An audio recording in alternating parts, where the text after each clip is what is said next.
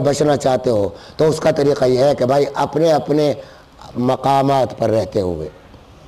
اپنے قریب، اپنے عزیزوں میں، اپنے محلے میں، اپنے شہر میں، جہاں یہ دیکھو کہ کوئی بزرگ ہے جس کو اللہ نے خدا کا خوف دیا ہے، جس کی صحبت سے لوگ فائدہ اٹھا رہے ہیں، جس کی صحبت میں نیک لوگ آتے ہیں، دنیا دار کم آتے ہیں، دیندار زیادہ آتے ہیں، جن کی دروازوں پہ گاڑیاں کھڑی ہیں، وہ علامت نہیں ہے مقبول بندے کی، بلکہ وہ علامت ہے کہ جن کے یہاں غربا زیادہ آتے ہیں، عام متوسط طبقے کے لوگ آتے ہیں، اور اس کی صحبت سے لوگ کچھ نمازی بن رہے ہیں، کچھ اور عبادتیں کر رہے ہیں، ان کے اخلاق درست ہو رہے ہیں، ایسے آدمی کی صحبت اختیار کرو۔ اس صحبت کے بغیر تو آمینوں کا تقاضا پورا نہیں ہوگا۔ اے ایمان والو، ایمان لاؤ، ایمان یہ لاؤ کہ تم نے الفاظ کی صورتیں تو دیکھ لی کہ نماز کیسی، نماز کی صورت کیا ہے، لیکن نماز کی حقیقت آپ کو نہیں معلوم۔ اسی لیے روزے کی صورت دیکھ لی کہ کھانے پینے سے بچ گئے،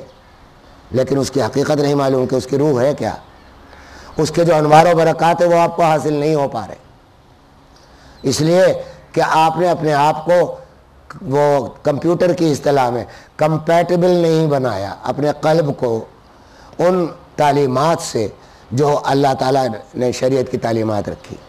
جب کوئی سافٹ ویئر، جب کوئی پروگرام کمپیٹیبل نہیں ہوتا تو وہ کھلتا ہی نہیں، بعض دفعہ، اور کھلتا ہے تو ٹیڑھی میڑھی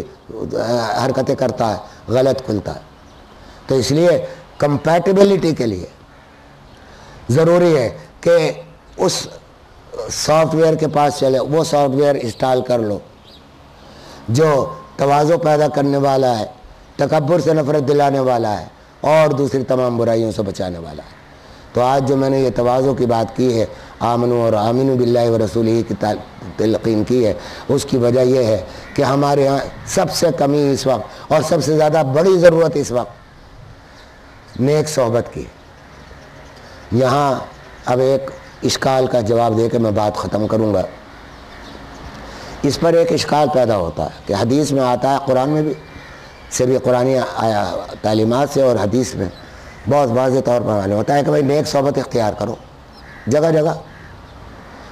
اور بری صحبت سے بچو۔ یہاں ایک اشکال آتا ہے کہ آپ نے حکم دیا اللہ تعالیٰ نے کہ بھائی بری صحبت سے بچو، بروں کے پاس مت جاؤ، اور بروں سے کہا کہ نیک صحبت اختیار کرو۔ اچھا، جب برا آئے گا تو آپ تو بچیں گے کہ صاحب بروں سے مجھے بچنا چاہیے، سمجھے، کیونکہ نیک صحبت اختیار کرنے کا حکم ہے۔ اب آپ بروں کے پاس جائیں گے نہیں کیونکہ نیک صحبت اختیار کرنے کا حکم ہے، بروں کی صحبت میں نہیں جائیں گے آپ، سمجھے آپ، اور بروں کو آنے نہیں دیں گے اپنی صحبت میں کیونکہ ان سے بھی بچنے کا حکم ہے۔ تو سوال یہ ہے کہ تم کانٹراڈکشن ہو گئی کہ حکم یہ ہے کہ بروں کی صحبت اختیار نہ کرو، حکم یہ ہے کہ اچھی صحبت اختیار کرو، تو یہ دو متضاد باتیں ہو گئی کہ پھر کیسے ہوگا، ان دونوں کا ملاپ ہوگا ہی نہیں، تو یہ ایک دوسرے سے فائدہ کیسے اٹھائے۔ تو ایک بات سمجھ لیجیے، یہ ایک نیچرل اور ایک نیچرل فینومینن ہے، وہ یہ ہے کہ اگر کوئی برا آپ کے پاس آئے گا ملنے کے لیے تو وہ آپ کا اثر لے کر اٹھے گا جائے گا، سمجھا، اور اگر آپ برے کے پاس جائیں گے تو آپ اس کا اثر لے کر آئیں گے۔ یہ ایک نیچرل فینومینن ہے کہ آپ جب جائیں گے تو آپ متبوع ہو گئے، یعنی کم ہو گئے، اب غالب وہ ہے جس کے پاس آپ گئے، اس کی بات، اس کی صحبت کا، اس کے خیالات کا، اس کی تمام باتوں کا جب آپ وہاں سے آئیں گے تو کچھ نہ کچھ اثر لے کر آئیں گے، بری صحبت کا اثر، اور جب وہ آپ کے پاس آئے گا تو وہ آپ کے اچھے خیالات کا، آپ کے اچھے اعمال کا، آپ کے اچھے عقائد کا کچھ نہ کچھ اثر لے کر جائے گا ضرور۔ تو اس لیے وہ اشکال بھی ختم ہو گیا کہ ان دونوں کا ملاپ کیسے ہو۔ ملاپ اس طرح ہو کہ آپ نہ جائیں، انہیں بلائیں۔ اور یہ جو نفرت سیکھ لی ہے ہم لوگوں نے، واللہ واللہ بدترین چیز ہے۔ مثلا آپ کا مسلک کا آدمی نہیں ہے، آپ فرض کر لیجئے ایک مسلک سے تعلق رکھتے ہیں، میں یہاں نام ہی لے دوں کہ کچھ لوگ غیر مقلد ہیں، کچھ مقلد ہیں، کچھ دیوبندی ہیں، کچھ بریلوی ہیں، کچھ شیعہ ہیں، کچھ کافر ہیں، سمجھا، کچھ قادیانی ہیں. تو یہ نفرت کا جو عنصر ہے یہ میرے سمجھ میں نہیں آتا کہ آیا کہاں سے ہے کہ حضور صلی اللہ تعالیٰ علیہ وآلہ وسلم منافقین کے سردار کی نماز جنازہ پڑھا رہے، ان پر اس کے اوپر اپنا کرتا ڈال رہے، اس کے منہ میں اپنا لعاب دہن ڈال رہے، اور منافق کا سردار ہے جس نے ساری عمر اسلام کی جڑیں کھو دی.